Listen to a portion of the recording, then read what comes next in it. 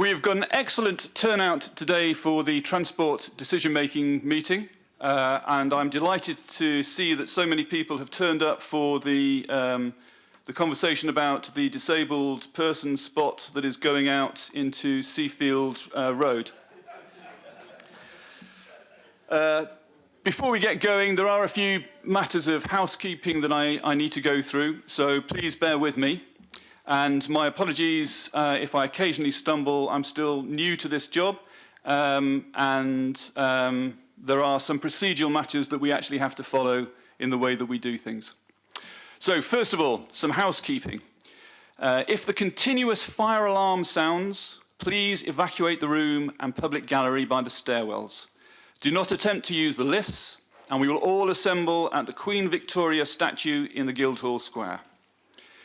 In order to comply with the Guildhall Trust's fire marshal regulations, anyone who signed in at the Guildhall reception desk should sign out when leaving the building at the end of today's meeting. And anyone who's speaking, please use the microphone and remember to switch them off when they've finished, otherwise the camera will remain on you. I will do some introductions, including myself, in a moment, but just to say about the theatre of the room, there are, I believe, cameras going to be recording this meeting. If there is anyone who wishes to speak but does not want to be on camera, they have to actually make that known to us.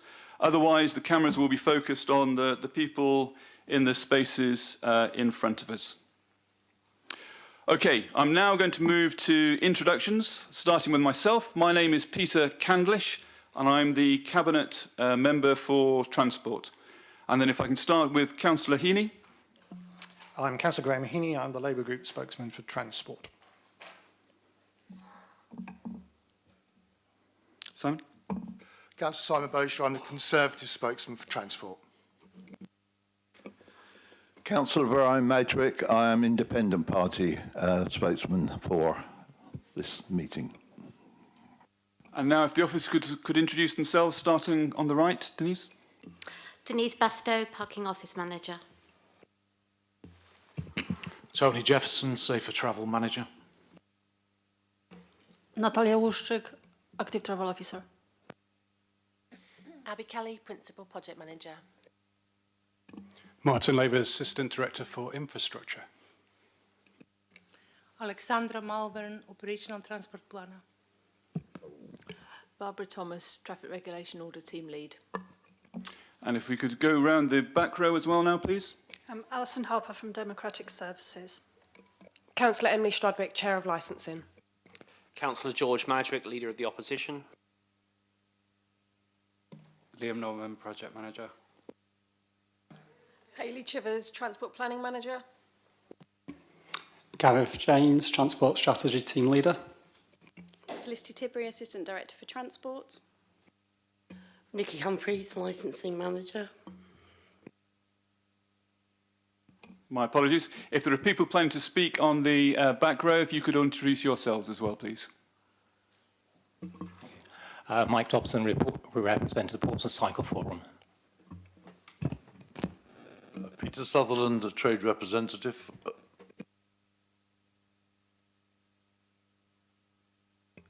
Scott Peter Harris, aggrieved member of the public. Councillor Susie Horton. Okay, thank you. Are there any apologies for... no, I'm seeing a shaking of the head. No one... Everyone is here? Everyone is here.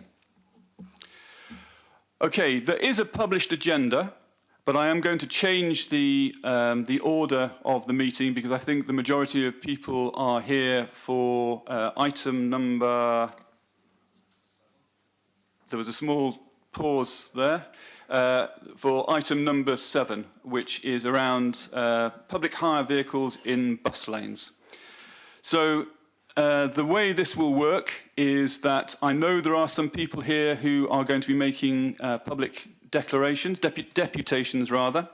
Each of these people will be given 6 minutes to speak, to say their piece, and then we will move to the next person.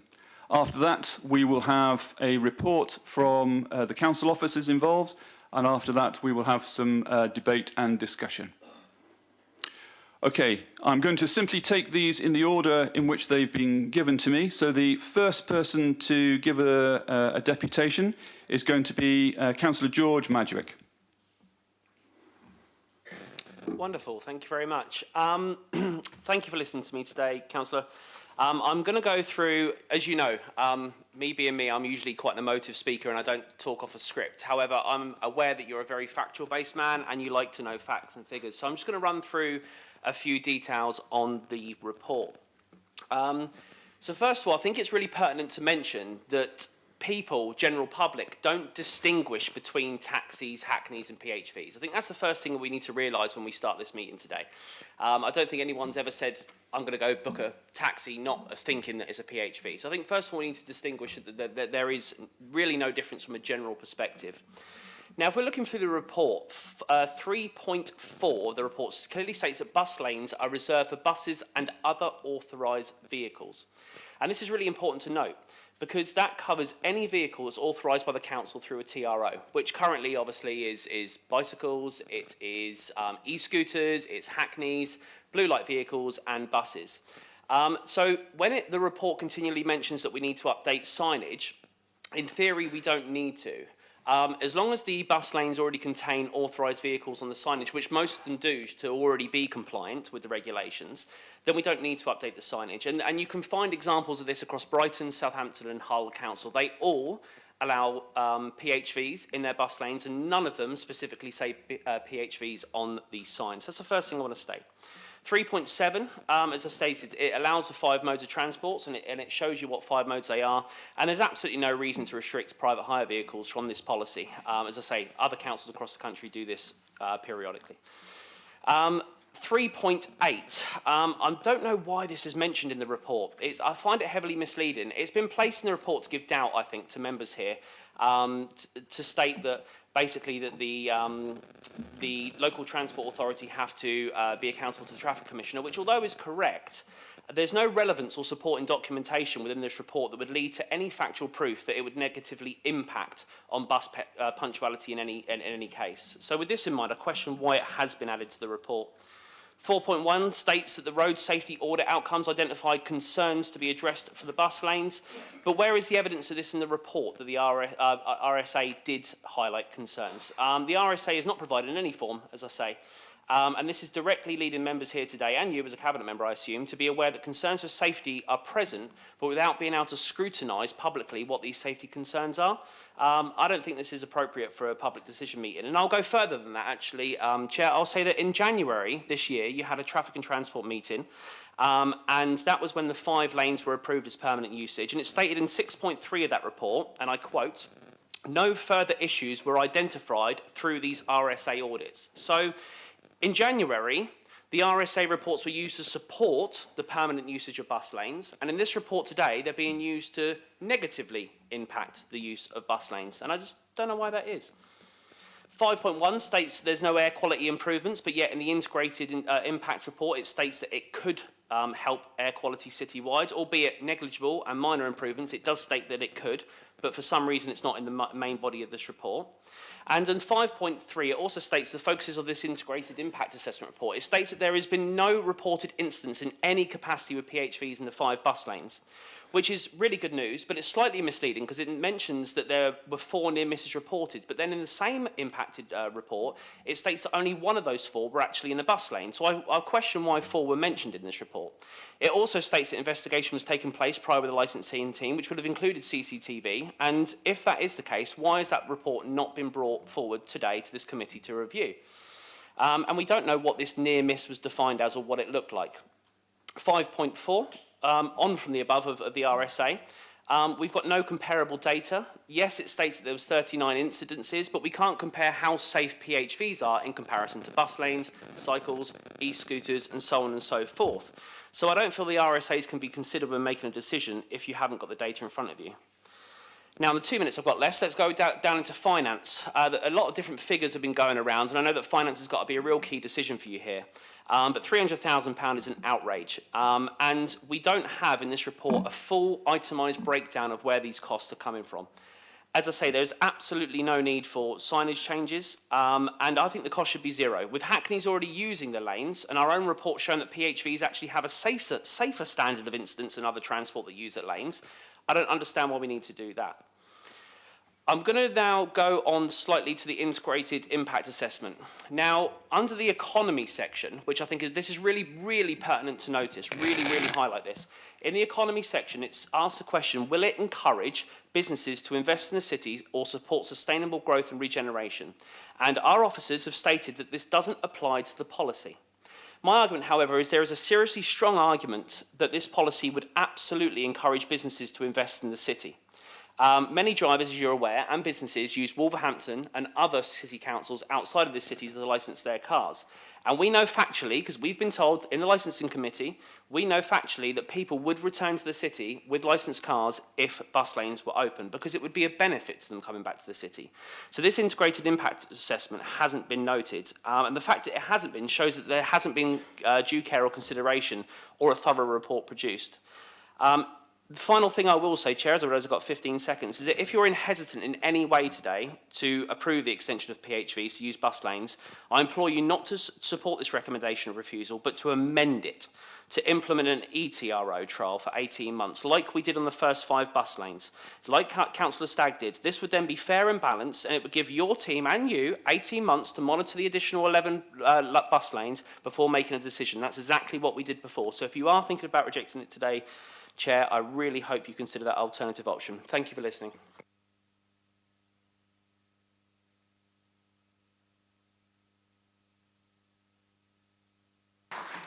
Thank you, Councillor Madgwick. Councillor Strudwick. Thank you. I'm here today in my capacity as the current Chair of Licensing for Portsmouth City Council. For several years, the PHV trade has been lobbying and requesting for access to bus lanes across the city. Almost all unitary authorities in England allow PHVs access to bus lanes, and we are part of the minority. Today's decision will be the end result of years of work across 4 chairs and 3 cabinet members of transport. On the 9th of November 2021, full council agreed to recommendations to allow a trial of 5 bus lanes in Portsmouth. This was then approved on the 5th of July 2022 by the Cabinet Member for Transport. We are aware, as of this moment, this trial has been a great success with no reports of incidences. Due to the success of this, on the 20th of January this year, the Cabinet Member for Transport approved the 5 trial lanes to become permanent after the success of the trial. For 4 years now, the Licensing Committee, made up of cross-party membership, have always supported and endorsed the usage of bus lanes for our city's PHV drivers. More recently, our Licensing Committee met on the 29th of July, and all members approved and agreed their recommendations to support bus lanes being used for PHVs. I will note that our recommendation did request that the Cabinet Member for Transport notes our support and takes our view into consideration. However, I notice that our recommendation has not been noted in this published report before you today. I cannot stress enough how firmly I endorse the use of bus lanes in our city for PHVs. I was recently on the LGA licensing course up in Warwickshire where we discussed this, and I was surprised to discover the number of councils that already allow this scheme, and it did make me question why we don't. Furthermore, the cost mentioned in this report seems so high. After speaking to my counterparts at the LGA, I've been informed that signage shouldn't need to be changed due to the fact the lanes should already state authorised vehicles, and if so, then PHVs would simply be part of this. Authorised vehicles under a new THO would make this a little bit quicker and easier for them to use. Furthermore, if there isn't already cameras in existence at the bus lanes we are considering, then I would strongly question why we don't have them now and why we need to put them in now as well. On a more personal note, I do hope the Cabinet Member approves this agenda item today. For years, the trade have been struggling to get to this stage. Often they're promised a loaf of bread, but often receive crumbs. At a recent consultation meeting that the Cabinet Member attended, the PHV trade was assured that the Cabinet Member would approve no less than double figures of bus lanes for PHV usage. And I hope today that the Cabinet Member sticks to his promises and assurances to the trade. For decades, our PHV trade has seen grants and finance be offered to buses, e-scooters, cyclists through different mechanisms, whilst never seemed to get support. Although that mainly comes down to national policy, it doesn't stop us, as a council, doing what we can to support our local PHV trade. To summarise, I cannot see any real viable reason not to approve this today, and I hope the trade, cross-party members and activists are listened to, and our Cabinet Member suggests to open up the 11 suggested bus lanes at the earliest chance. Thank you.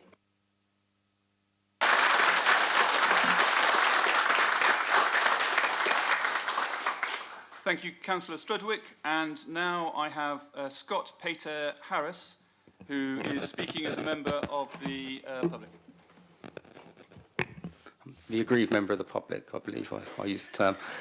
I sort of My feel apologies. a bit guilty about the position you're in today, Councillor Candlish, because I'm probably the one that's put you there by asking for the bus lane trial to begin with when I was the chair of licensing and subsequently the Conservative spokesperson for transport.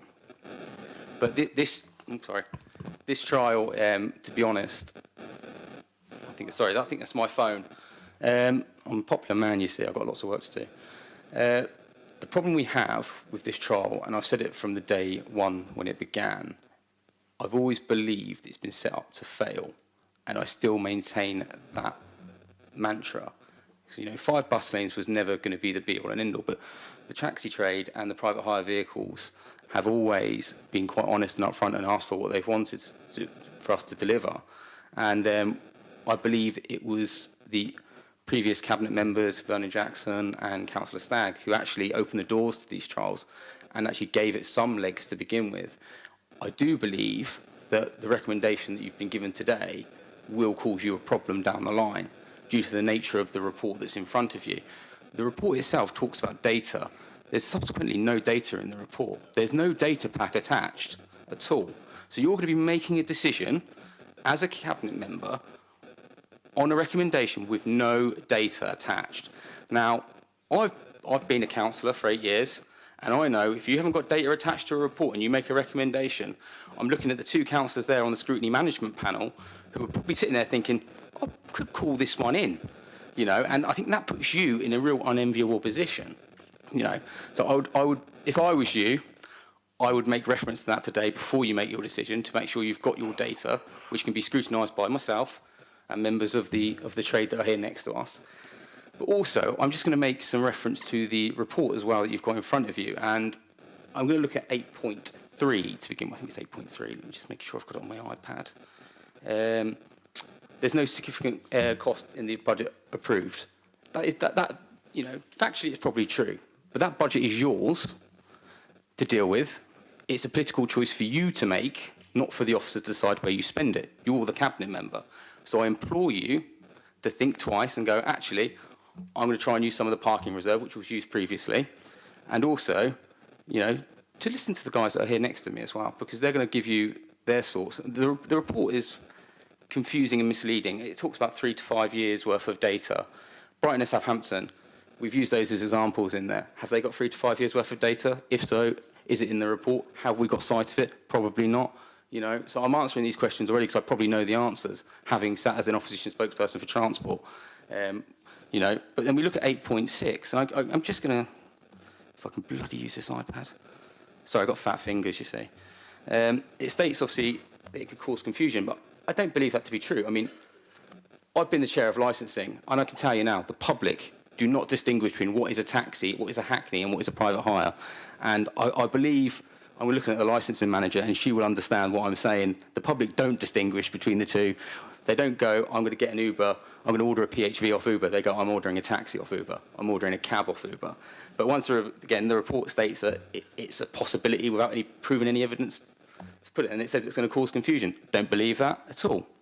To support that point and to prove this new report recommendation is misleading, members here today, I refer you back to the 30th of January, where 5.6 in that one states bus lane contributions have been measured to understand that if the trial led to confusion from non-authorised users of PHV bus lanes, then 5.8 states, and I quote this actually, a review of the baseline and trial contravening data did not indicate that the trial has caused any confusion. So the trial then didn't cause any confusion, but now we're saying it's going to cause confusion. I think that is causing yourself a problem, and when it was used as a positive in January, but now it's been used as a negative here in October, what's changed? I don't believe anything has changed. I just believe that, this is bad advice to yourself, and I think it's down to you to make the right decision today. Either take the report away and have a look at it again with the correct data set before you get yourself in a bit of a pickle with a call-in, or, as Councillor Madrick suggested, follow his recommendation. That is my decision. It's over to you.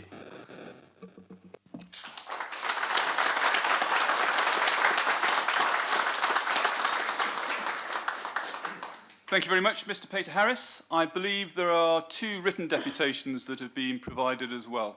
Can I see who's got those?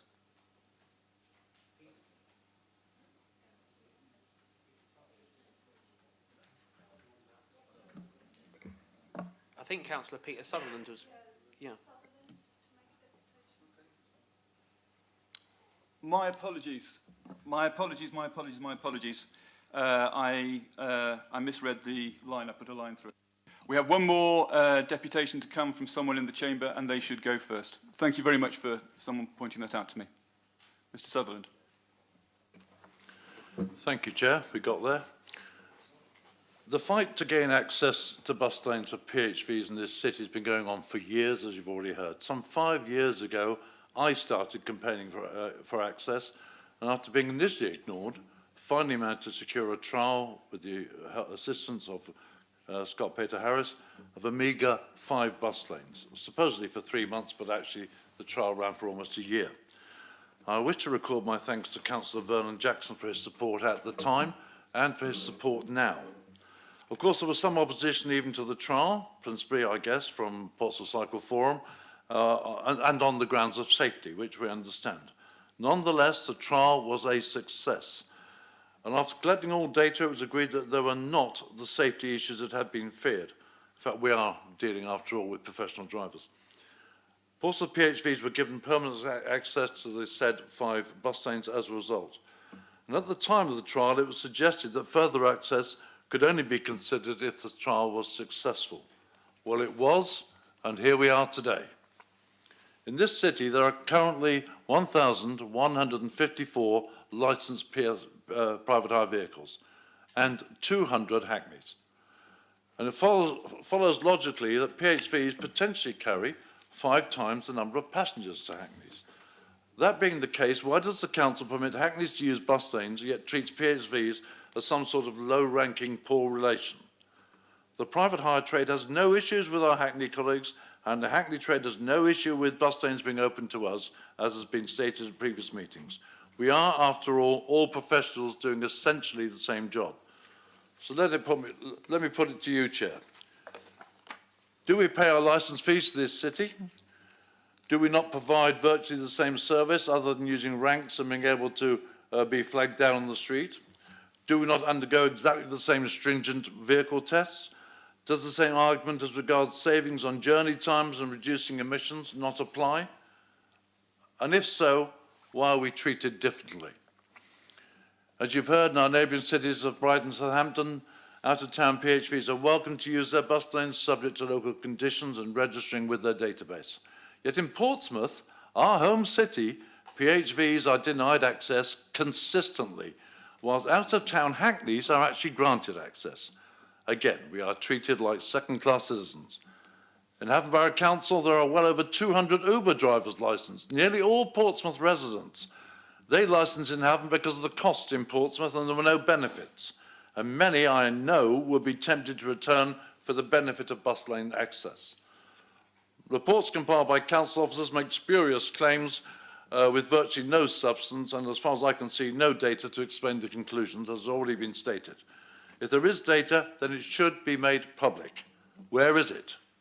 For example, they recommend denying us access to, for example, Winston Churchill Avenue, that well-known, barely used bus lane. Yet we've been granted access to Bishop Crispin Way and Queen Street, which must be one of the busiest intersections in the city. Where's the logic in that? Where's the data? Again, missing. The greater public do not, as you've heard already, do not discern between a hackney and a private hire. To them, they're all taxis. They don't understand why PHVs can't use bus lanes, or why they, the fare-paying residents of this city, are considered to be somewhat of less consequence by this council. Chair, you recently told us at a licensing consultative group meeting to expect good news in a few weeks. That was months ago. Not everything we wanted, you said, but 10 or more bus lanes. Well, I don't know what's changed. We've been given no explanation thus far, and I've certainly had no communication from you, Chair, despite my emails. I'm drawn to one of 2 conclusions, Chair. The reason for continuing to deny PHV access to bus lanes is either cost or political. The former is something we can debate. The latter is simply not acceptable. The public know what a bus lane is. They know not to use them. They know taxis can use them. They don't need the city to spend untold thousands of pounds painting them a pretty red. A complete waste of public funds, even if it did come from central government. They perceive PHVs to be taxis, or at least have the same rules applied to them. I've seen a couple of reports from officers, not circulated to me directly, obviously, as just a mere stakeholder, and some of the statements made would, if I were being less respectful, be simply laughable.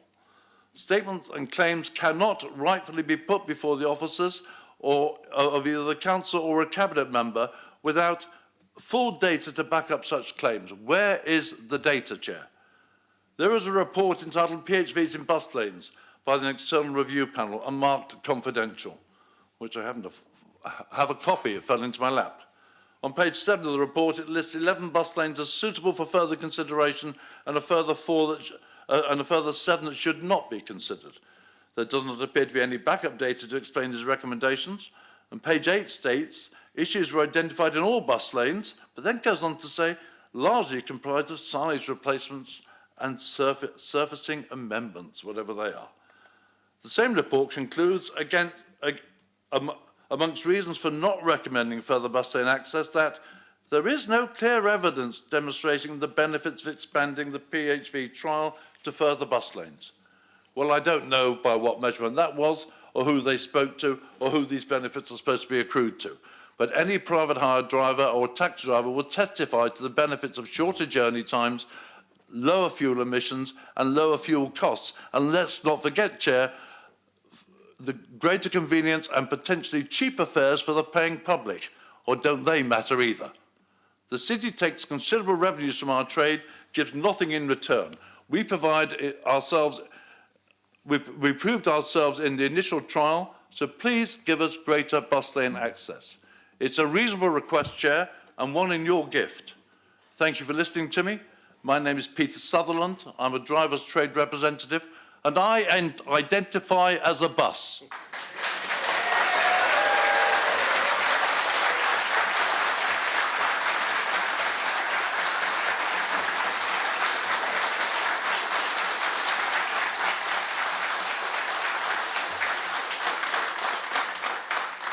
Thank you, Mr. Sutherland. We now move on to the supporters side of the deputations, and I believe there are 2 that have come in from the bus companies. You also have Mr. Dobson to give a deputation. Mr. Dobson, I've done exactly the same thing as I did for Mr. Sutherland and put a line through the wrong name, so my apologies. Mr. Dobson, you are to speak. That's fine, thank you, Chair. Yes, so my name is Mike Dobson. I'm representing the Portsmouth Cycle Forum, and how nice to see so many supporters in the public gallery. We support the recommendation not to extend the trial to other bus lanes in the city. The trial has not delivered the benefits that were touted at the outset. It was said that it would reduce the demand for private car ownership. Well, looking at the Department for Transport data in table VEH 0105, the number of vehicles in Portsmouth has increased linear since then. The trial anticipated that it would speed journey times and reduce congestion at junctions. The report shows that the improvements there have been under 1 second in each case. That's negligible. So it hasn't delivered those improvements, and I'd appreciate no heckling from the side. So proving this negative has come at considerable cost, with officer time, commissioning road safety audits, extra signage, and it's worth asking, has this delivered value for money?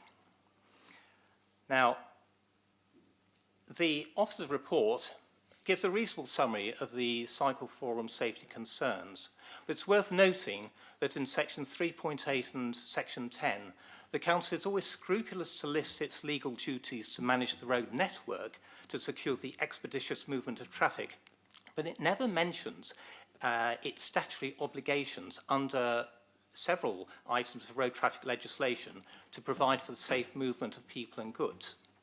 The report does refer to Department for Transport guidance in Local Transport Note 1 of 20, and that advice is that significantly increasing motor traffic in bus lanes acts as a deterrent to cycling whilst also increasing risk of conflict. Now, the Cycle Forum has been in regular correspondence with officers with our concerned road safety. This is continuing. It's fair to say it has been extensively discussed, but it's never been resolved.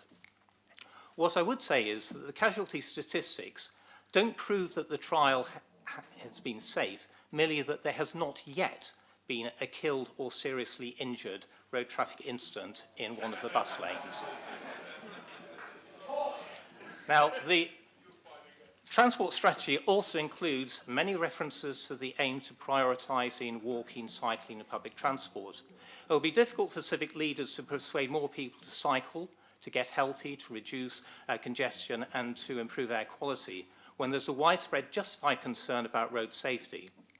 Putting more vehicles in more bus lanes will increase risks to vulnerable road users and undermine that strategy.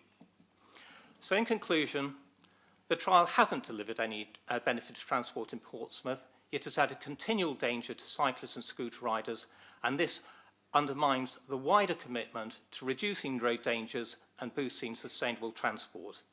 To extend the trial to other bus lanes would be a grave mistake. We urge you to endorse the recommendation.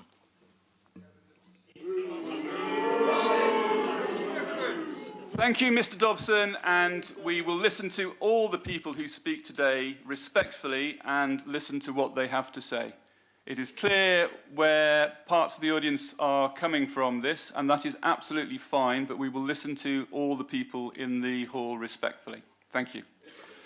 Okay, having spoken of respect, but having mildly dissed the last two speakers by failing to call them, I just want to check there are no more deputations to be had in person. I don't believe there are. Finally, my list in front of me is correct, and I believe there are two statements from the bus companies that want to be read into the record.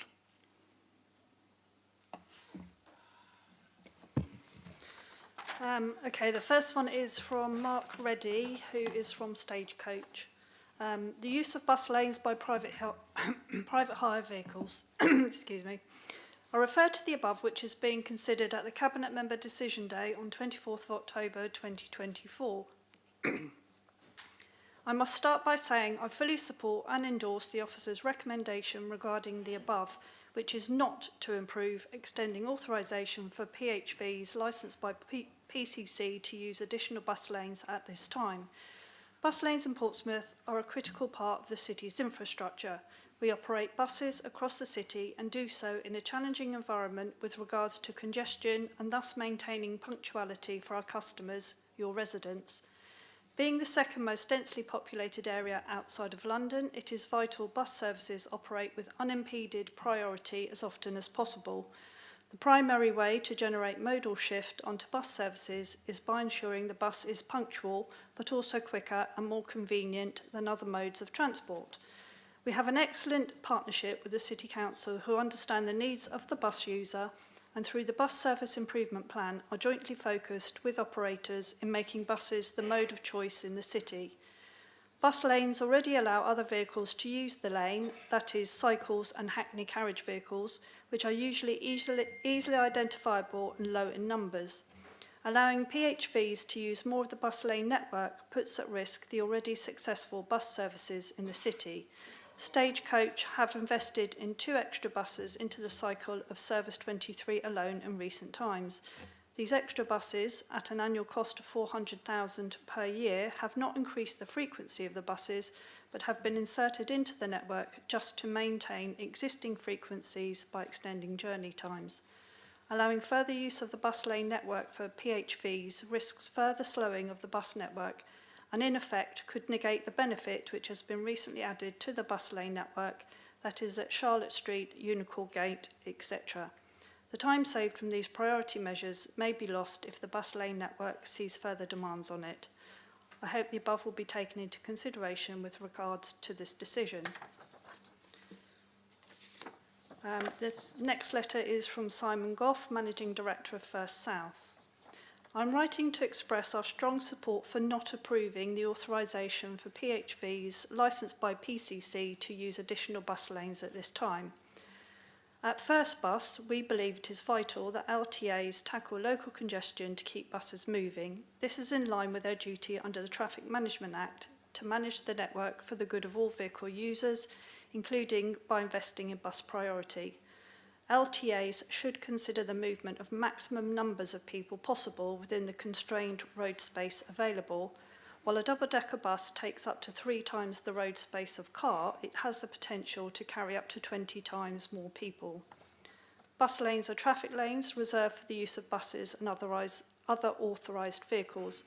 They provide a dedicated right-of-way, enabling buses to avoid queues of traffic and other sources of delay and address the problem of bus travel times becoming longer and less reliable and attractive than those possible by private car.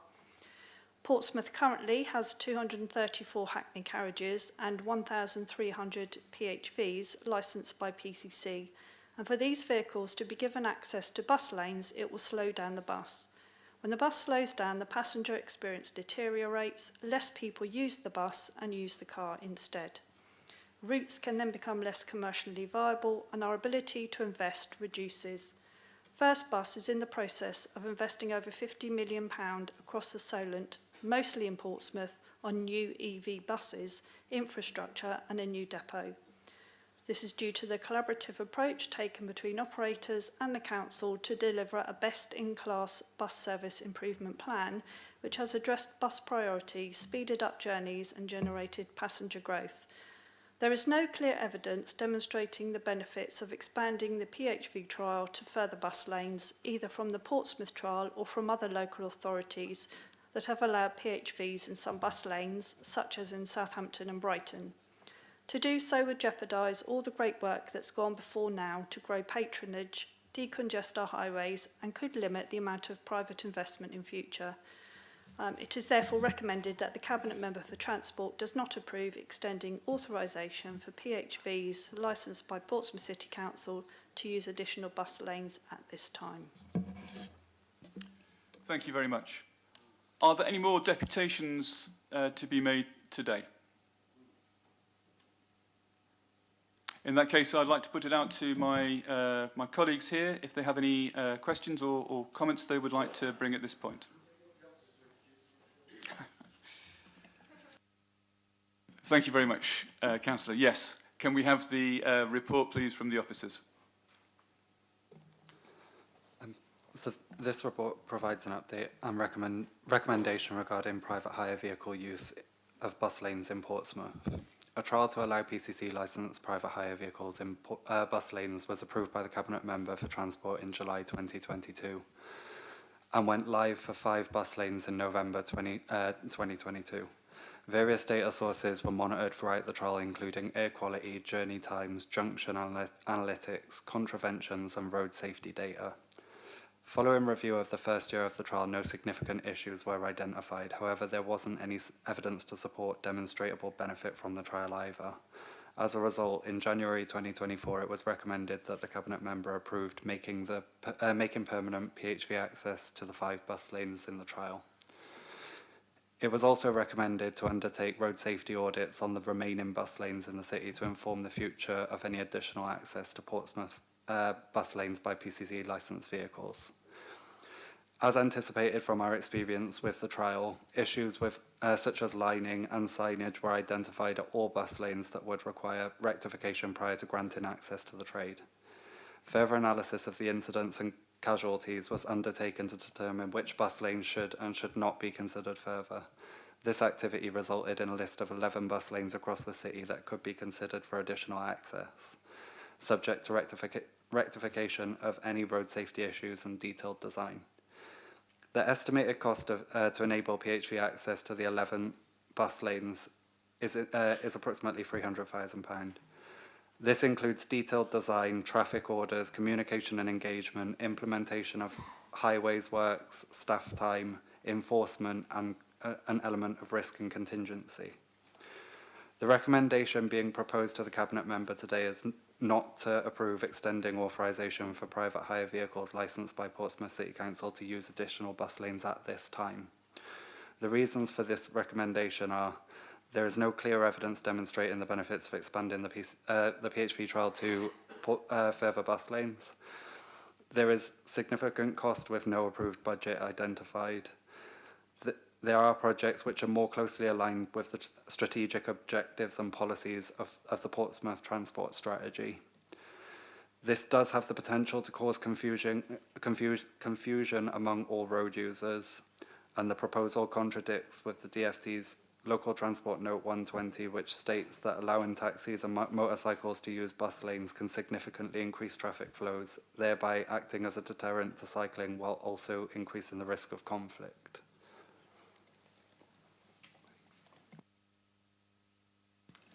Thank you, and my apologies once again. Now I will put it out to my colleagues to ask if they have any questions at this point in time. Who wants to go first? Can I ask how we're Councillor going to Heaney. do this? Because I want to be clear that we have, we will want to ask questions. I certainly do, and I'm sure my colleagues may well. But I also want to comment on the overall report. Do you want us to take questions first from everyone, and then comment, or do you want us to do question and then comment, question then comment? How do you want to handle it? I think we should put questions out first, so that all the information is on the table, and then we will give everyone a chance to make their comments. Questions, gentlemen? None. But boy, have I got some comments.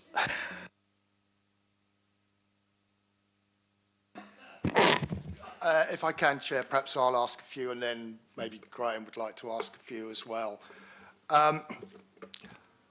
The officer hangs a lot on Appendix B, which is the accidents on bus and cycle lanes from January 2018 to April 2024. And yet this scheme was introduced in November 2022. Can you explain why you've gone for accident statistics that go to 4 years before the trial started and not for the period covering the trial, which I would suggest is more in line with what we're looking at? Yeah, I'm happy to answer that one. It's simply that when you're looking at potential highway works, interventions, best practice is to look at 3 to 5 years of road safety data. So it was really just establishing the baseline before making any potential changes, in this case allowing additional vehicle access, to see which ones were the lanes that are already operating relatively safely and which ones were less safe. So that's why it's that timescale. I hear where you're coming from, Gareth, but I would somewhat disagree with that. If we're going to align the data to the duration of the report, then I would suggest it is more accurate to include figures from January, at least from January or November even 2022, but certainly earlier than that, that's actually going to substantiate what you're trying to achieve in this report, which is to remove the bus lanes. Okay, let's go with a second question then, if I may. You've clearly looked at the ones that should not be considered based on this accident data. Again, 2022 would seem to be the relevant period, but that's probably more of a statement than anything else. 8.4, there are projects which are more closely aligned with the strategic objectives and policies of the Portsmouth Transport Strategy. You're using that as a recommendation not to proceed with this. Which policies and strategies then are supporting not proceeding with this particular recommendation? Hayley? So I think what that's alluding to is the fact that there's no funding identified at the moment. But if funding was identified, we have the transport strategy with strategic objectives set out and an implementation plan which outlines schemes that meet those objectives. And so if funding was identified, we'd be looking at those schemes to come forward first. Thank you again, through you, Chair. Surely that's recommendation 8.3, as in there is no significant cost with no approved budget identified that you've actually outlined there, Hayley. So therefore, I'm looking at 8.4. there doesn't seem to be a reason for that recommendation being in there.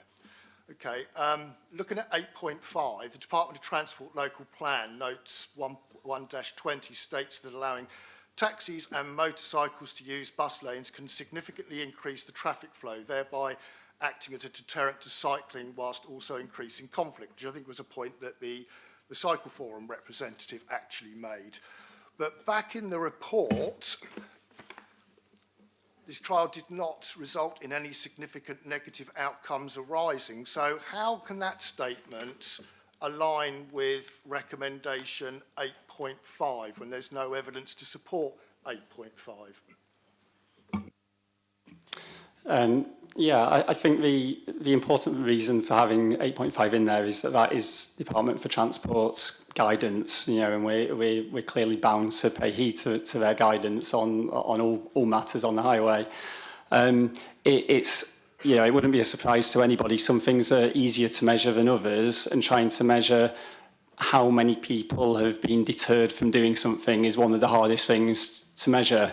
You know, I don't think it's difficult to grasp where the DFT is coming from, which is that if you have far more vehicles travelling at, you know, different speeds in a cycle lane or a bus lane or anything, then it's going to deter certain people. It often tends to be older people, female cyclists often as well, who are going to be deterred. It's very hard to measure. It doesn't mean that that's, you know, not a true statement, but that's why it's in there. It is official guidance from the Department for Transport.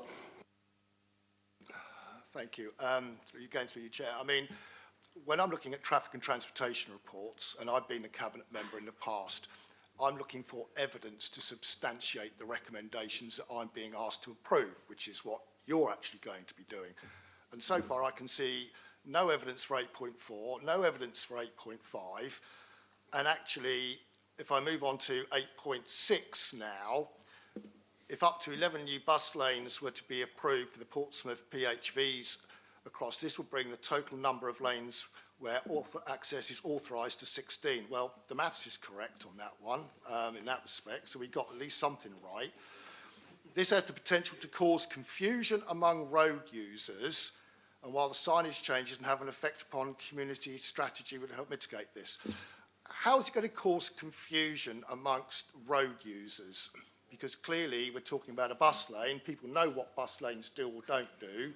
We're talking about adding private hire vehicles to it, as we already have. I can't see where the confusion is. Perhaps somebody could evidence where they think that confusion is going to be. Yeah, of course. It was that was actually a question that came up in the external review panel. I think it was from the Uber rep, if I remember correctly, as well. And of course, that is, you know, it's one of those things we wouldn't know until we're in that position. But the reasoning behind it is that whereas 5 bus lanes, it's quite easy for, you know, whether it's taxi drivers themselves, whether it's cyclists, to know these are the 5 lanes in the city.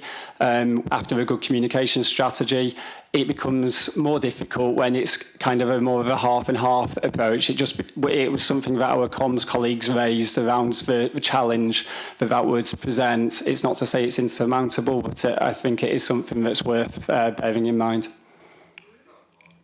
So we've got no evidence to support 8.6 either, Chair. So that's 3 down.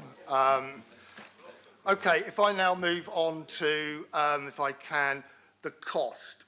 The cost is estimated at £300,000 based on doing the work, which includes traffic orders.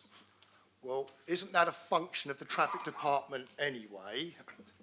Communications and engagement, well, the City Council communicate and engage with residents as a matter of course anyway, and associated staff time, well, we employ the staff anyway, so taking out those 3 items, we're just down to camera installation for enforcement. Can somebody tell me exactly what that cost is for the camera enforcement, because it can't be £300,000. So the breakdown of costs. So it's 181,000 would be for the camera enforcement. Sorry, Chair. So it's 181. So it's not £300,000 then. No, 300,000 is the total cost. But yeah, if I understood the question, it was how much of that is for the camera enforcement. So that's 181,000. You see, if I was the Cabinet member, Chair, then I would be asking for a breakdown of that because, again, that is going to factor into your decision. And that, to me, is a misleading figure in the report. So that doesn't make an awful lot of sense. I would actually point out that at 8.1, you've actually said Transport Committee. We are not a committee. We are a Cabinet member of one that's making this decision, but that's just a moot point of mine, actually, in that respect. So, but I would have thought that officers would have actually have got that right anyway. If I can, Chair, I can see my colleague, perhaps he'd like to follow on with a few questions, and I might just come back a little bit later on, if that's okay. That's fine, Councillor. Councillor Heaney.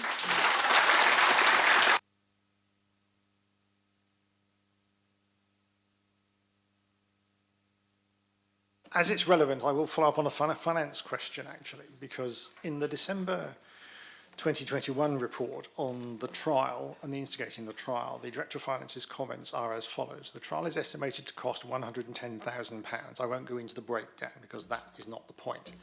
When you go to July 2022, it says the cost to implement the scheme is estimated to be around £56,000.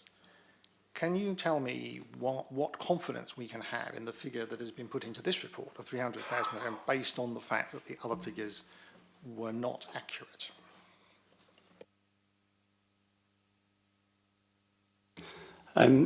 So just to clarify on that they were two separate parking reserve requests. So basically, if you add those two figures together, that was the budget for the trial. So I think it's 170 something. Yeah. I'm very sorry, but that makes absolutely no sense whatsoever. The Director of Finance's report in December 2021 says the trial is estimated to cost approximately £110,000. The report in July, the Finance Director's comments, is the cost to implement the scheme is estimated to be around £56,000. Now, I'm not very good at maths because I got a CSE grade 3 in it, although I do have a degree, but to me, that looks about half the cost. Actual cost. So I'm asking, what confidence can we have in the estimate of £300,000 that is included in the report? Gareth, I can see that you are looking to give an answer that I have. Yeah, I just wanted to just try again to say what I clearly didn't manage to before. So the 110 was the original approved budget for the trial, but then there was an additional need for £56,000 more. So the overall approved budget for the trial is those two figures combined, and we've of course drawn on what those costs were that were realised for the trial in order to determine what the cost would be for the extension to a further 11 lanes. Does that answer your question now, Councillor Heaney? So that means that the Director of Finance's comments in the July report were wrong because, according to the reply I've received, the cost to implement the scheme would have been £166,000. 167 by adding the two together. I wasn't very good at maths. But you know, this is not accurate information that was replied to the members. I've looked back at the history, and now we're being told the figures are completely different. A budget provision is different from a cost, and I am a bit concerned by what I have just heard. Actually, really concerned about the financing of transport. If this is what's going on, you're not getting accurate information about the finances. It seems in reports.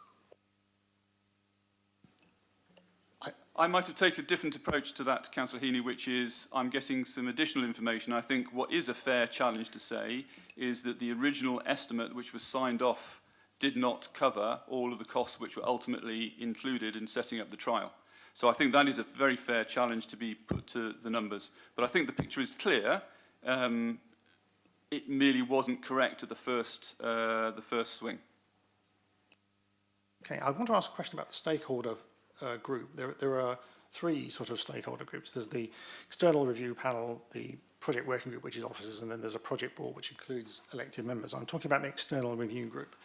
It says in the report at 7.1 that there was a meeting where the draft recommendations, I'm assuming the recommendations as we have them before us, were given to the group. And the comments are set out from the PHV representatives in the Cycle Forum. Did the bus company attend that meeting? Did the bus company provide any feedback to that meeting? I don't know the answer to that question.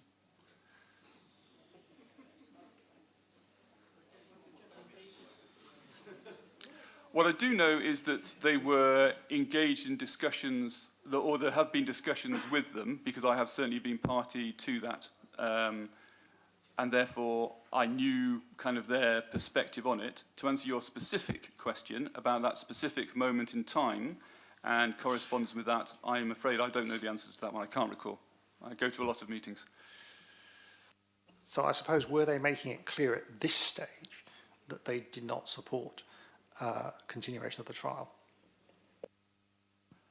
I don't want to be accused of being a spokesperson for the bus companies, but I think any time that you talk to the bus companies about the idea of anything going into the bus lanes, be it taxis, hackney cabs, public hire vehicles, bicycles, scooters, anything, they are not enthusiastic. If they had their way, the city would be nothing but red bus lines, and their buses would run very fast and very frequently and on schedule.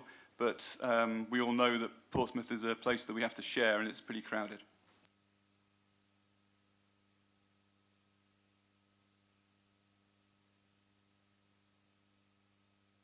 I mean, it would have been helpful if the report had actually included that. If we knew it was the view, the report should have had it in, rather than wait for 2 letters to appear 2 days before the meeting. I mean, it would have been helpful to have that more clear.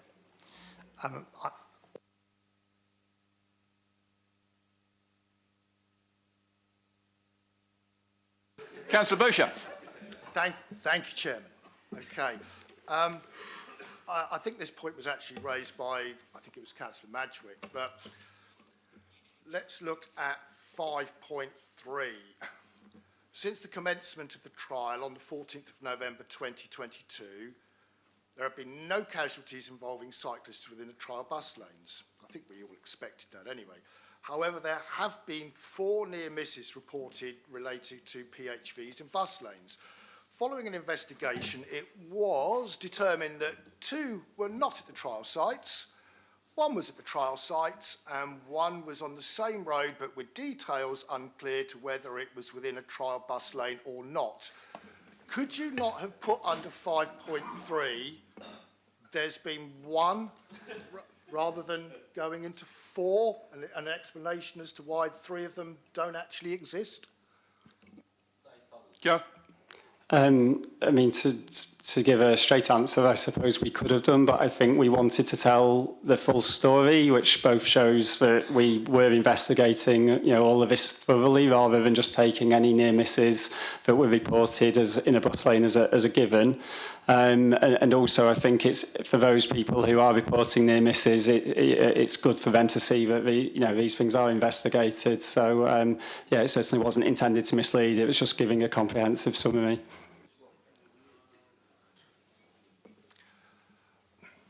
Sorry, Chairman. I mean, I've been around here long enough to remember when the speed cameras were put in, and I can remember that the one outside Roco was put in on the basis of an accident that happened down in Stubbington Avenue, and that sounds very much like the same sort of answer to me. I mean, let's go to 8.2 for the recommendations. There is no clear evidence demonstrating the benefits of expanding the PHV trial to further bus lanes, either from the Portsmouth trial or from other local authorities that have allowed some to actually happen. If there's no clear evidence demonstrating the benefits, why don't we extend the trial to see where those benefits actually are? Surely 8.2 is a reason to extend the trial, not remove the trial. So you've sort of lost 3 of your recommendations, and 1 is actually contradicting the overarching recommendation that you're giving here. I mean, I'm perhaps moving into comments now, but I think, Chairman, you've got a choice to make, and whichever way you look at the choice, it's not the recommendation that you've actually got before you. I think, again, there was a suggestion that you extend the ETRO for at least the 11 bus lanes for 18 months, which is something that you can do, because you can change the recommendation, because quite clearly this report does not substantiate a reason to actually remove it. Alternatively, you can agree the recommendation that you've got before it, but the report does not carry, in my view, any evidence to support that recommendation, and I can guarantee it's going to be called in. Guarantee you that right now, Chairman.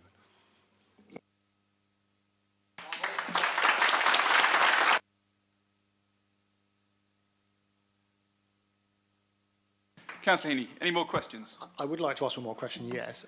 Just looking at page, excuse me, paragraph 5.5 and the table of the bus lanes, I just wanted to clarify that I've understood this correctly.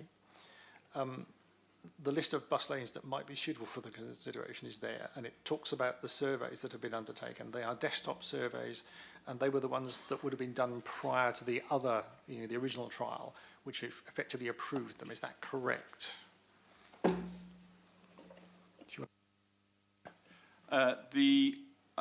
If I'm understanding your question correctly, the table has two columns, one on the left, one on the right. The one on the left was the ones which were suitable for further consideration. So these were ones which are the easiest ones to move, should a decision be made to move to a further trial without it being rolled out across all bus lanes.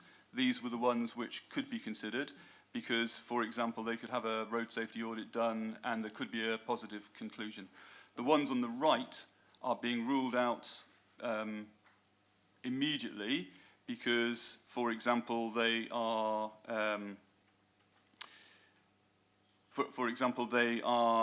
they're having work done on them, and therefore the nature of the road would change, or some other reason which would make them not appropriate to go at the moment. So that's why there are three classes, effectively. There's the ones we have turned to a permanent solution. There are ones we could consider, and the ones which we could only consider after a significant and much greater level of change. Okay, that's helpful. So there's some further work to be done on those other ones before you could actually start a trial if there was the such thing. Okay, well, that's the end of my questions. Do you want me to comment or not? Well, let's just explore if there are any more questions. Councillor Madrick, are you still staying silent on your questions? Councillor Bosher? I think I've covered every point that I wanted to make. I could repeat them, but I don't think the officers would like that, Chair. Councillor Heaney. Okay, thank you. I mean, I suspect a lot of people here don't go to cabinet meetings very often, and I can understand why you wouldn't want to be sitting listening to us. But just to explain, as opposition spokesperson, we sit here and are able to comment on reports, but we have no place in the decision making. We can't vote. We have to leave it to our cabinet member, Councillor Caddish, to decide to make the decision based on what we say or what his judgment of what is going on before him. So I'm afraid it's down to him on this one. In terms of my comments, I mean, I went to a meeting of the project board, I think it was on the 12th of September, when there was a discussion about the potential recommendation. We didn't have a report before us, but we discussed this in broad terms. And I expressed my concern at the time that the attempt to basically stop the trials would create a real problem, because there would be expectation that the trial had been successful, and therefore the reasons for stopping it would be a puzzler. Why are we doing this, etc. So I sort of had forewarning that there would be trouble ahead if the decision was made to go with this recommendation. And I think the logic of where the council has got it, or the administration has got itself, is that they have created a real problem for themselves by deciding to go down this route. For some of you may not know, I work at the university. I talk to students, I teach students, and often I'm asking students to talk about research methods and how to do projects and things. And one of the things you tend to do when you set up a trial is try to get a sense of what you are expecting out of that trial, what is in it, what the results could be, but what you would judge whether a trial is a success or not. The trial that we did on the existing routes, which has now been approved and is in operation, was based on essentially negative criteria, i.e. no harm, no problem, no accidents. Nobody actually set up the trial with the requirement that there should be very positive benefits, like there should be time savings, there should be less pollution. So that was not done in the original trial. And once you set up a trial to do that, you can't go back later and say, oh, well, but the journey times aren't quicker. Well, that wasn't in the trial. That wasn't part of the trial outcome. You weren't looking for that as a trial outcome. So I think the way this is developed has set up some real problems. I don't think you can look at those in that sort of way. I think I am quite concerned to discover that the costs we were given in previous reports, and again, I'm not the decision maker, but if I was the decision maker, I would be worried that I wasn't getting a full picture. And certainly as opposition members, we're not getting a full picture of the financial consequences of or the financial cost of projects, because I certainly couldn't work that out from the way it was written. The funding is obviously a political priority. The question has to be asked is, why did the administration start on this route anyway? If it wasn't a priority, why did they start it? You can't now turn around and say it's not a priority. So I do think there is no logic, it seems to me, to be stopping the trial at this stage. There was always going to be a question, and thinking, 2 or 3 steps ahead. If the trial's successful, what would we do? Should we extend it? Could we extend it? What would be the consequences? Those are the sorts of things that I would ask, and I'm not trying to cast any aspersions on Councillor Caddis because he wasn't doing this job at that time. These things should have been considered. I don't know whether they were or whether they weren't, but I get the impression that they weren't. There wasn't enough forward thinking. So I think that on the basis of the evidence, the fact there is evidence of no harm, you should go ahead with the trials, because we can only discover whether there's going to be a problem if we do more trials. And we can then make a decision on whether we agree or not agree with that. I think it's very difficult to take well, there might be a problem, so we don't go ahead with it. Because if we took that attitude to everything, we'd never do anything, quite honestly, because there would always be the possibility of a problem. So I don't think that's a logical position. I think, as Councillor Bosher said, I think you have 3 options. One is to approve the recommendations. The second is to withdraw the report for further consideration, which I think former Councillor Pate Harris has suggested. And the third one is to amend the recommendations in some form or other. But I don't know what form that would take, because I haven't seen any amendment. But again, it's not my decision, it's yours. He can make a suggestion, right, okay. I think the other thing to say is that because of the level of public concern that has been expressed about this, and because I think of the concerns that we have all expressed about this, I think there is a really strong likelihood that if this report were approved with the current recommendations, there would be enough members willing to sign a call-in to go to scrutiny management. Thank you.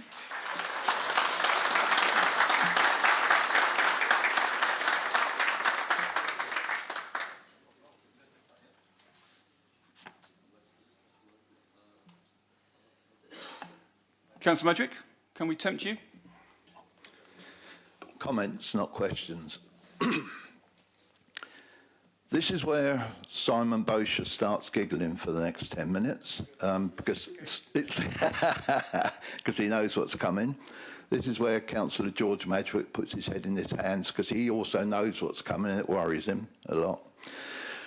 I am not what I think a councillor.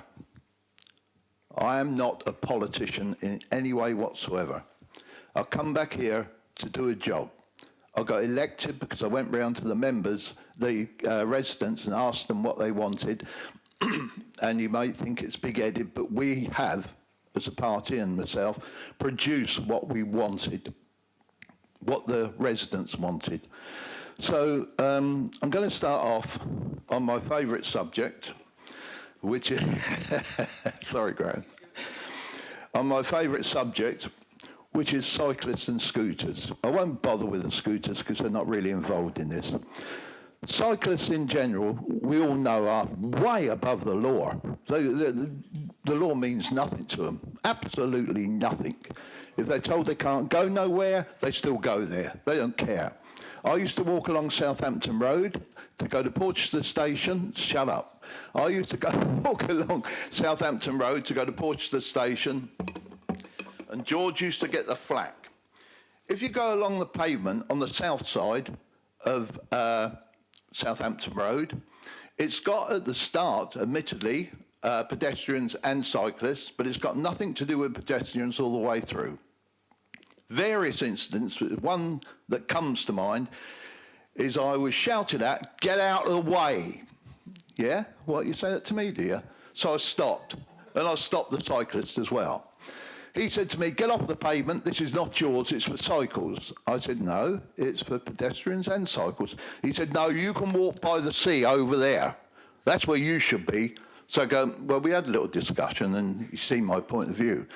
Now, walking along the north side, where all the houses are, there are no cyclists. Let me turn and face him. There are no cyclists allowed on the north side of Southampton Road, but I could count probably 300 a day who ride along there at speed. That's how much the cyclists care about the pedestrians or care about the law. They are not allowed on the north side, and they do it all the time, not just occasionally, all the time. The residents along there worry about bringing their cars out onto the pavement because they're frightened they're going to hit a cyclist who's going along there 30 miles an hour, and they're going to be knocked into the road, and there's going to be an accident, there's going to be death. It will happen one day, and hopefully it's to the cyclist and not to some other poor sods who's in the way. So that tells you what I think about cyclists.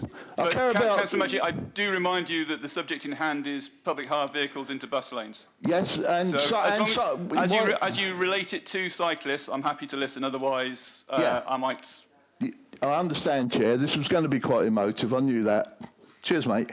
As I say, I'm not a councillor, but let's get on. By the way, the cyclists give nothing to the city. They don't pay tax, they don't pay insurance, they don't get absolutely nothing. But anyway, let's get away from cyclists. I'm somebody who's totally into... Shut up, will you? I'm not posh like you. I'm somebody who's totally in support of the tourist trade in Portsmouth. It is massive and it is very, very important.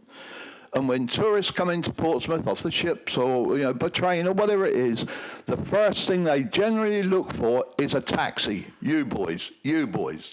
And you should be protected, and you should...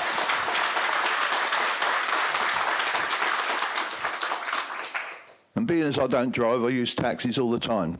But, yeah, they should be protected. And tourists want to get from A to B safely and quickly as possible, obviously, because they want to see the different sites. So therefore, they should be allowed to use bus lanes. I don't care. I don't know all about your private hire and your taxis and your hackney carriages. I'm not interested. If you're servicing the public, which you all are, then you should have that right away. I don't think cyclists should be in those lanes, but that's beside the point.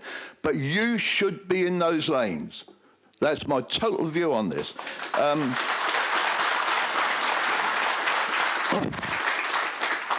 Overall, I'm not sure about motorcyclists being in there, and I'd like to get facts and figures on motorcyclists, because they can weave in and out of traffic, and again, well, they're cyclists in the way, aren't they? But they can weave in and out of traffic. Oh, another thing the cyclist done the other day down here, red light, but no, I'm a cyclist, I can go through it, I have to ignore it, Where's the law? Do they believe in the law? So I'll get off my high horse now. You can relax now, George.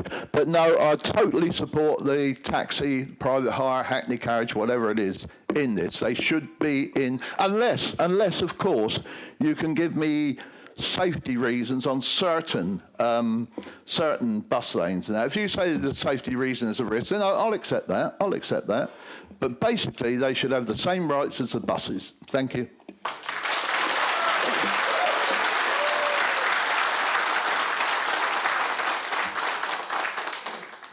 Thank you, Councillor Maggi. I'm not going to take any further questions from the floor. Do either of the councillors have any other comments or questions they want to ask?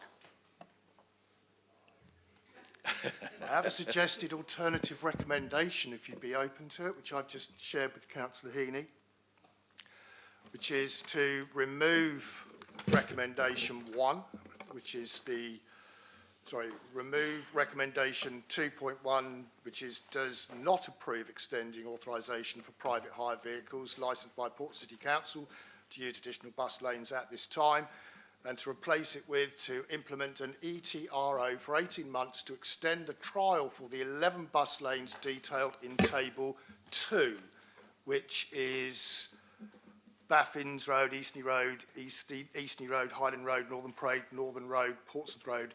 It's there under 5.5.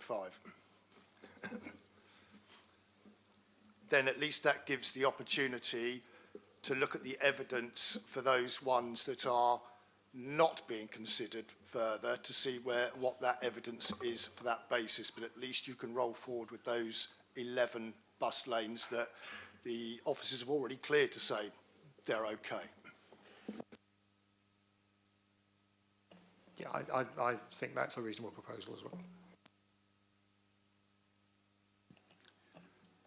Okay, so thank you to colleagues and thank you also to anyone who's spoken today. As has been pointed out, ultimately this comes down to kind of my decision as to where we go next. And I will accept, Councillor Heaney knows that when we've discussed this in some of the lead-up meetings to this, I've acknowledged there are some logical inconsistencies or issues with the way that the trial has been set up and where we go next with it. At the end of the day, it comes down, and I thank Councillor Bosher for his suggestion. So at the end of the day, I'm going to say no to that suggestion, but I'd like to kind of outline my reasons why and to address some of the points that have been raised as we've gone along, because this is a public meeting and people kind of need to hear these things. So the first thing is we are constrained by national legislation on some things. I absolutely agree with the commentary that people don't know the difference between a hackney cab, a taxi and a private hire vehicle. You know, that's the kind of nerdy detail that we might know, but ordinary people do not. That, however, is the way that the law is structured at the moment, and therefore we have to address things within that frame. The second thing that this meeting has clearly brought out is that there are many different sorts of road users in Portsmouth, and we have to find ways of sharing a fairly limited amount of road space. So it probably comes as no great surprise to anyone in this meeting that in this particular conversation, the bus companies on one side are the most enthusiastic about keeping the bus lanes pure. The cyclists enjoy the level of protection that they get within the bus lanes and therefore are positive about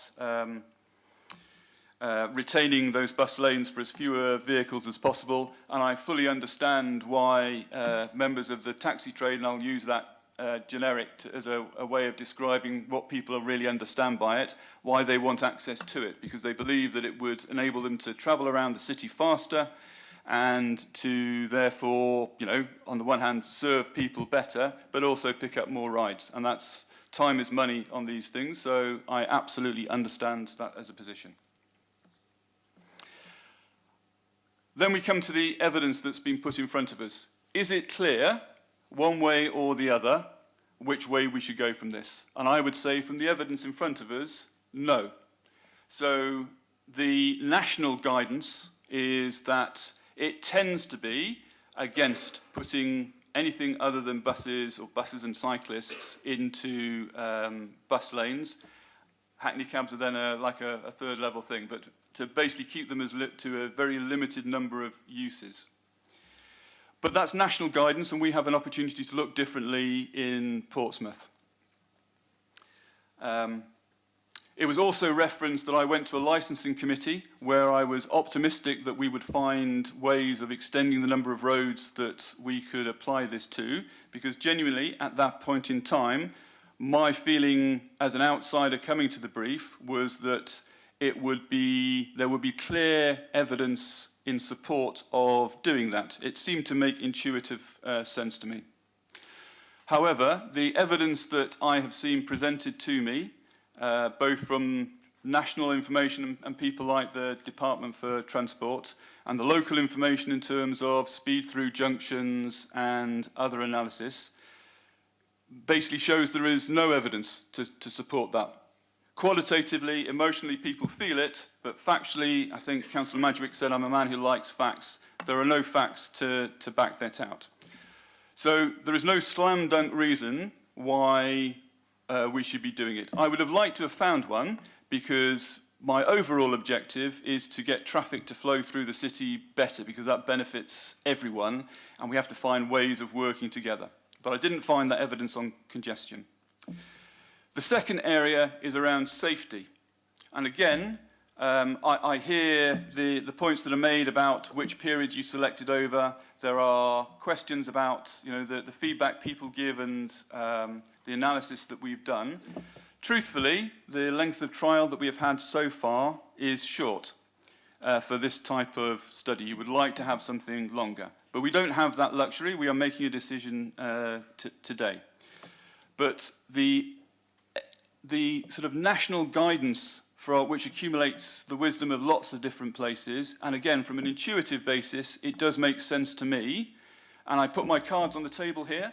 I drive around the city. I also cycle around the city. So I do both. So with my car driver's hat on, I was hoping, if I'm honest, to put the taxis into the bus lanes to help the flow of traffic, of car traffic around the city.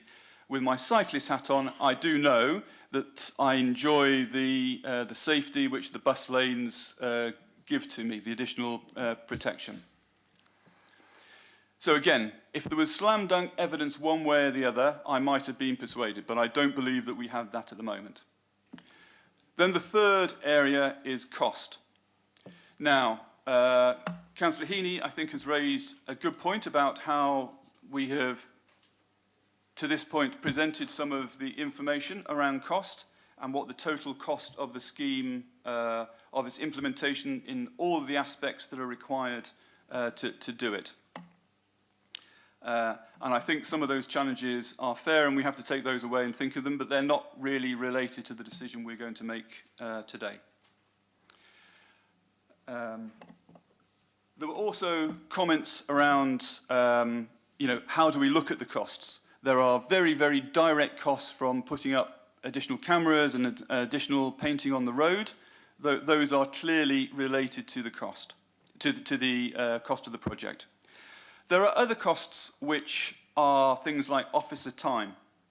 Now, we could say, well, we're paying the officer already, could we just not get them to work harder? Well, hopefully, we're getting a good amount of work for them in their hours of set work at the moment. So if they were to do additional things, we need additional hours putting against the project. Are we going to hire extra people to do this in the current situation? I don't think so. Then on the cost side, the other side, it is true. There is no budget this year for this work. The two trials that have been, or the two sets of money that have been brought out to do this have come from a parking reserve. And the purpose of the parking reserve, which is the money which builds up from things like penalty notices and the parking fees, and where there is usually a slight surplus at the end of each year, which gives some discretionary money to put back into transport, we could go there. But then the question becomes priorities, and priorities was also raised as something. Now maybe this is where it does come down to a little bit personal. The priorities of the person in charge do vary according to the person who's sitting behind the mic. And given that I have not seen, in terms of an improvement in congestion, I have not seen compelling evidence that this is going to help with safety, but I do see a real cost, I'm having to choose between committing money we don't have in the budget for this year to doing this, or other things that we could do with this money. Another option would be to roll this forward into future years, and I am willing to actually consider that. I think that's a reasonable thing, and that's where perhaps the extended trial could go. But this morning, on another transport meeting, we were talking about, the jargon is, if I get this right, my abbreviations are still not always brilliant, the DDRT, Demand Responsive Transit. So this is something a bit like a bus, but not run by First or Stagecoach, and is a way of trying to fill in some of the spaces. And one of the reasons why I'm consistently positive, actually, about the taxi, I use the generic, the taxi trade, is I actually see them, and you may not even like the way I describe you, but I describe you as a shared vehicle. You know, you're like a minibus. You actually move more than one person. So if I see that one of the biggest problems that Portsmouth has is the number of cars in the city, and we've gone from 90,000 registered cars in 2010 to about 115,000 last year. That's a hell of a lot more cars. That's why you all can't find somewhere to park in the evening when you go home. So we're trying to move things away from that. Then we have to choose where we go. So the pro-bus bias that I'm sometimes accused of reflects not least that we've been given £48 million to spend on the buses. So for £48 million, I will give you a lot of love. But also, they move an awful lot of people around the city. And so do taxis. I absolutely accept that. But what we're talking about here is, on the margin, a change. Should we do it or not? And I am not convinced that the use of up to £300,000 of public money this year to make this thing happen is the right and the best use of that money. So, coming back to the recommendations, we arrive there in many different ways, but I think the choices have been outlined fairly clearly by people across this afternoon. We could say, okay, this is not working, let's hike out the 5 trials we've got. That would then make the city very clear for people again and eliminate that problem. But we've spent the money in putting this in, and actually over a period of time, we are starting to build that long-term understanding of safety that we believe that we should have to underpin the decisions we make.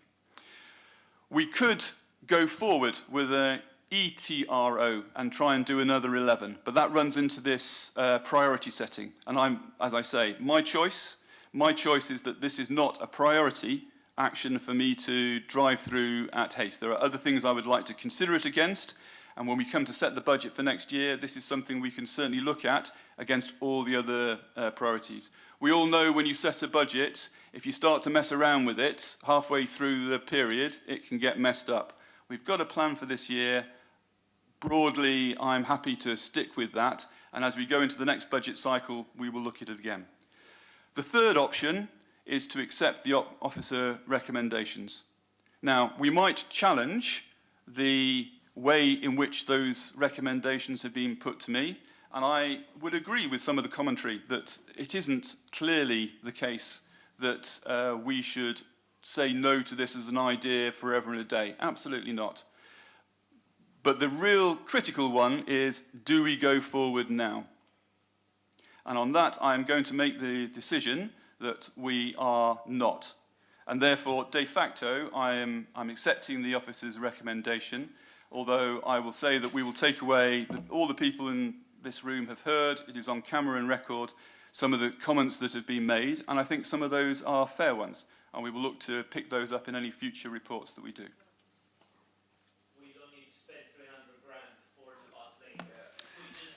Thank you very much. I'm going to move the meeting forward to the next agenda item. We're now going to go back to where the agenda would have been if we had followed it through in a straightforward, linear fashion.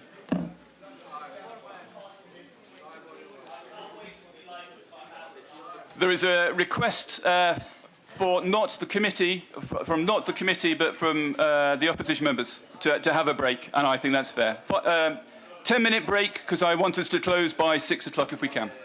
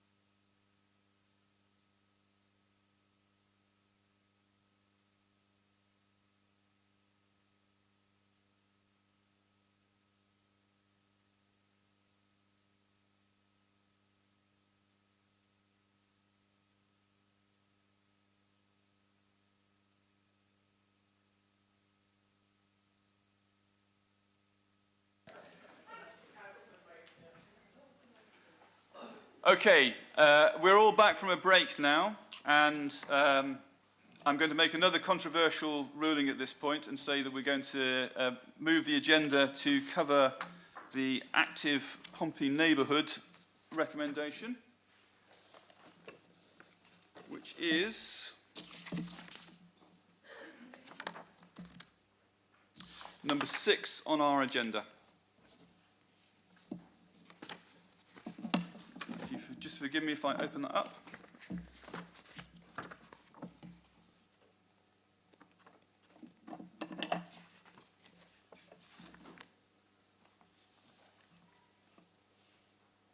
Okay, I only have one deputation advised to me on this one, and that is from Councillor Horton. So I would ask her to make her deputation. 6 minutes. Thank you very much. I'm going to speak in support of the recommendations. Just want to highlight a couple of things. I'll assume that everyone's read the report, and it's a good report with lots of evidence in it, which we like. And I just want to pick out a few points about why I support it. So the longevity of this scheme, in a way, preceded this active Pompey neighbourhood thing. There's been a lot of work done in that area over a long period of time where effectively there were pockets of the ward that already were the equivalent of active Pompey neighbourhoods.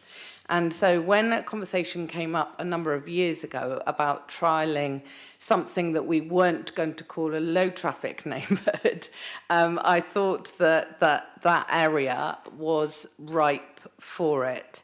And I'll sort of say it tongue-in-cheek about the low traffic neighbourhood because we genuinely wanted it to be different to a lot of the bad publicity that was coming out from those, and it was certainly never going to be anti-car.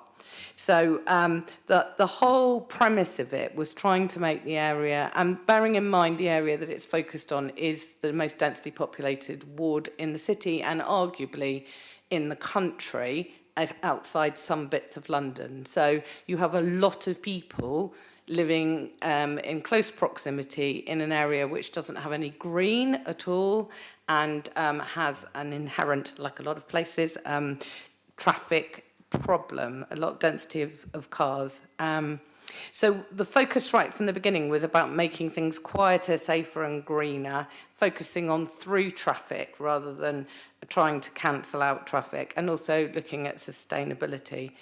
Already in the area, there was traffic calming. There had been an extensive residents' parking consultation, which made today's meeting seem like a walk in the park, literally. It was a very controversial consultation, but it was done really, really thoroughly. Also, over the year before, there'd been bike hangers brought in, greening, a car club, and the East-West Active Travel Corridor, as well as the school streets and the play streets. So it was ripe for it. I'm not going to focus on all of the details because I think they are well communicated in the report, but I just want to highlight why I think some of the success came from. And I think the biggest thing, and I would take this into any consultation, is that a pre-designed proposal was not presented. There was a stage before that where there was extensive consultation with residents, along with the ward councillors, around the types of issues that had been raised. And so the design came out of that. I think the second thing is there was consultation all the way along in a variety of ways, open events, but lots of correspondence, door knocking from officers, as well as obviously councillors, and lots of paper communication as well, and pictorial things. I have a lot of bits of paper that along the road. We had really good officer support. The comms was great. The events were well organised. Community groups were involved. It's just that whole thing about taking people along with you. And I think it is probably one of the best examples of that I've had in my role as a councillor. So, as I say, I've survived many transport-related consultations, and I say that this has been the most enjoyable and successful. And the feedback from the residents, when you get feedback from residents about a parking stroke transport issue where they've taken their time to tell you how grateful they are, you know that something has gone very, very right. I absolutely take on board some of the feedback that came. And I think another key point was the proposal that went out was not adhered to blindly. So there was a lot of feedback about one particular part of it. And those residents were listened to, and that actually that part of it was dropped. So I think that really did communicate to residents that they had been heard. And I think that's part of the ETRO going out. People had faith in the fact that the council would actually listen to them if it didn't work. But as you'll see from the report, that on the whole, whilst there have been some suggestions for where things could be improved further, there was not a compelling evidence to say, actually, this is not working at all. My view on that is that actually this has been done in stages over a long period of time, and some of the issues that have been raised as a challenge on some of the impact of the scheme can easily be included into future proposals, so that actually what you end up with is the entire area being better rather than removing something that's improved things vastly, just because there's still some tweaks to do. So they're the main points that I wanted to raise. I just wanted to come along. I know there's been a lot of work that's been put into it, but I would say that the methodology, the evidence base that was used, the other thing is there was before and after evidence, which again is really useful if residents raise questions, and the excellent level of comms and officer project support has made this a success, and I would recommend the officer's recommendations about making it permanent. Thank you. And could I ask now for a quite brief presentation on the report? I think most people are very familiar with it, and we should focus mostly on the decisions we need to make. If anyone has any issues to that approach, please shout, but I think we will get out sooner if we go down that route. It's a very comprehensive and long report. All right. So the purpose of this report is to summarize the feedback and learning from APN and ETRO consultation. The recommendations are that the cabinet member approves to proceed with the implementation and making APN ETRO permanent at Bramble and Talbot Road, and also approves to proceed with the implementation of upgrading the current planters to the low-level rain gardens on Bramble and Talbot Road. So, as Councillor Horton mentioned, the APN is whole area approach. However, for this report, we're only talking about ETRO, which is the proposals for Bramble Road, Talbot Road, making them one-way. So Bramble has been made one-way from Fawcett Road towards Talbot Road, and then Talbot Road one-way towards Jesse Road, and then towards Fawcett Road, and also included contraflow cycling, planters, and bicycle hanger. So this is what the ETRO covers. Thank you, and thank you also for a commendably brief review of the project, because I know there's a lot in there. Gentlemen, have we got any questions that we want to ask? Any comments? Just a very brief one. My colleagues, Councillor Ferdinand and Councillor Gerardo, I'm fully supportive of this. Councillor Gerardo, unfortunately, can't be here because her daughter's got chicken pox, which is very unfortunate. So I said I would just say that on her behalf. I mean, just to reinforce what Councillor Horton said, I think this has been a good design of a bottom-up scheme rather than a top-down scheme. I think that's a good lesson to be learned for future schemes. In that case, I'm happy to commend that as the approach, to say that I also think this is an excellent scheme, and I'm happy to approve the officer's recommendations. Cinderella may go to her ball.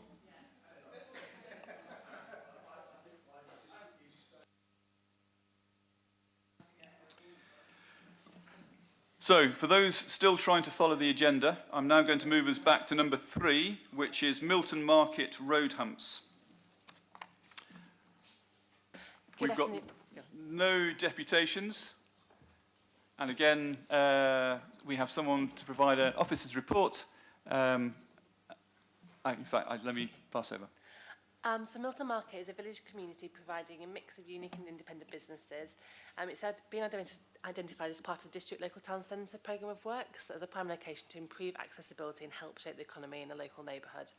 We've got 3 key roads that have been identified, which is Middlesex Road, Sussex Road and Essex Roads, and the whole point of this scheme is to enable transition of people moving between shops and businesses.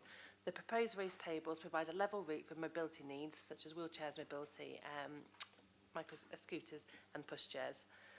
Wider consultations was carried out back in 22-23 regarding the scheme, looking at locations and types of crossings. These were reviewed more recently and have been updated to reflect the existing raised tables on the sides of Fossett Road. So those that you might be aware of, it's Orchard Road and Telephone Road. Just to highlight some key elements of this is the design ensures a really simple raised table. Curb lines remain the same. We have giveaway lines clearly defined for both the carriageway and footway, I think it's integral, and block paving provided to create a high finished quality finish. Those designs have been through public consultation again, and we did an event on the 22nd of July as well, joined up with Bransby Park. And through the consultation process, we had 2 representations. One was in support and one was an objection. Anonymous A was very happy with it and would like to see more, the recommendation. And then B, we had some concern regarding near misses and down to behaviour and the use of crossing points. And there was specific concern raised around Essex Road. We went back to that anonymous B just to understand a little bit more about their objection, and they confirmed that they were both a resident, a pedestrian user and a driver. And one of their other key concerns was around visibility and safety within the area on Essex Road. Moving forward, we had a road safety audit completed. We're mindful of the residential roads, terrace properties either side, and there's a 20-mile-per-hour speeding limit. And one of the key things that came off the back of that was just regarding signing to make sure that if we were to install something, that they were recognised for the road humps. Integrated impact was completed, and a consideration has been given to Council's strategic and corporate priorities, promoting healthy choices, improving wellbeing and active travel. And this is also just highlighting the support of healthy streets as well, so prioritising that travel for foot and bike over cars. And the recommendations is recommended that the Cabinet Member for Transport approves the proposed continuous crossing points on Sussex Road and Middlesex Road, and notes the consultation engagement that we've done through the District Local Town Centre programme of works. Thank you. Any questions? Simon. Thanks, Chairman. I mean, this is probably a bit more of a wider question, but it's sort of pertinent to this because I don't disagree with what's actually going forward here. I'd like to understand, I mean, perhaps it could be taken outside of this meeting, what the criteria the officers use for approving a raised table in some areas, but not in other areas. Because clearly we're looking at raised tables here and pavement levels here. I had a scenario in Grove Road, Old Manor Way in Drayton, where we had a series of 7 accidents over an 18-month period at a junction that was causing all sorts of problems. And one of the things that we were pushing for was for a raised table there to address that issue. But it was refused. Variety of different things were actually cited, not cost, I hasten to add, but a variety of other things. But I'd like to better understand why we can put raised tables in some places and they get refused in others. It's not a political question, it's an engineering question, and perhaps it can be, somebody can explain that to me outside, because I couldn't see, and neither could a lot of other people, any reason why we couldn't do a raised table there. The ultimate argument seemed to be, well, they travel at speed along that particular road, even though it's a 20-mile-an-hour road with a school in it. They might take off, seemed to be one of them. And I failed to understand that as a reason. But I don't disagree with what we got here. I want to understand a little bit better the reasons why, because it doesn't seem to make sense to me. I obviously don't know anything about that as an incident, but it seems a very fair request to me, and I think handling it outside is a good idea. And actually, I think there's probably an opportunity for summary of all of these descriptors and kind of which ones are appropriate. I suspect we can probably find something to do that. Yeah. Anything else? Any comments? Just briefly, if I may. I support the proposal as it is, but Peter, you know, I wrote to you about sign zebras in Manchester, and you very kindly wrote back to me, and you seem to be quite positive about them, which is good. But I would be grateful if officers could maybe confirm that we are legally able to do that, and in the way it's illustrated, because I think it is helpful. It sort of raises the point that Simon made. If, for example, there is some physical constraint on putting a raised table in for whatever reason, having a side zebra like that on the roads could be a solution to a problem. It could also allow us to do more, as you obviously indicated, because we don't have a big budget, and that would provide at least an interim measure, which could probably be later converted when we have resources to a raised table, which makes it more of a sort of physical thing. So that was the only reason I read it. But I would be grateful if officers could come back to me and confirm that they are actually able to do this. I think one of the joys of local government is actually there are, you know, let 1,000 flowers bloom. There's lots of different things being trialled in different places, and it's not a political point, but I think we should try to learn from other people's experience, and sometimes we'll look at it and say it looks like a good idea, and sometimes we won't, but I'm more than happy to follow it up. Okay, I'm going to move on this one and then say I think this is a very solid scheme, and we should just go ahead and do it. But I've made notes about the 2 points that have been raised for later follow-up. Moving to agenda item 4, Denise. I've flagged you several times. Conflict of interest, sir. Conflict of interest, Chair. George owns the property, Tennyson Road, and Councillor Ray Dent lives in it, so therefore I've got a conflict. So I wish not to say anything. Do you want me to leave the chamber while it's discussed or not? Well, firstly, it's not you, and secondly, you're not making a decision. No. But I mean, no, all it was, I didn't, you know, everyone speaks. And to answer your question, I'm happy for you to remain in the chamber. And not and to be honest, you can say something for the reason that Councillor Bosher says that at the end of the day it's my decision. But having brought that to my attention, I will bear that in mind as I look at the thing. Well, I think you should grant it then.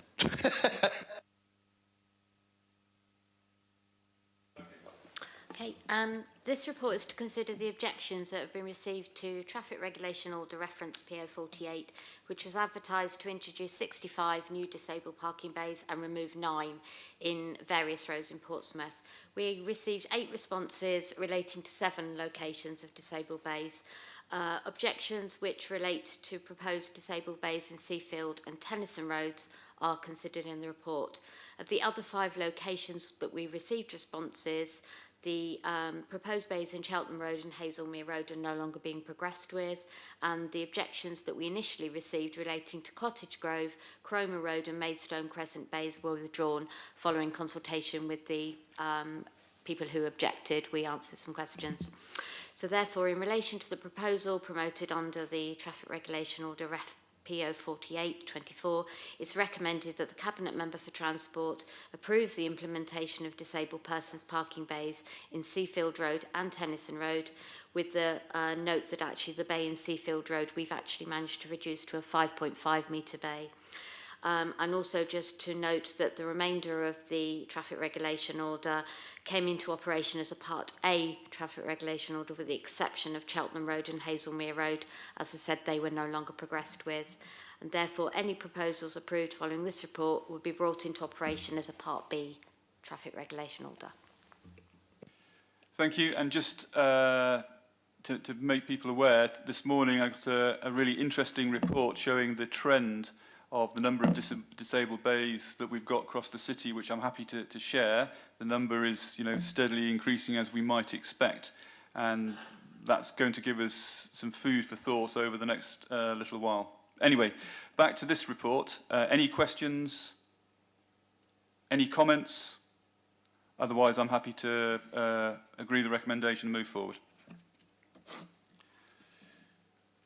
Okay. Last but not least, number 5, waiting restrictions for Bowler Avenue. Alex.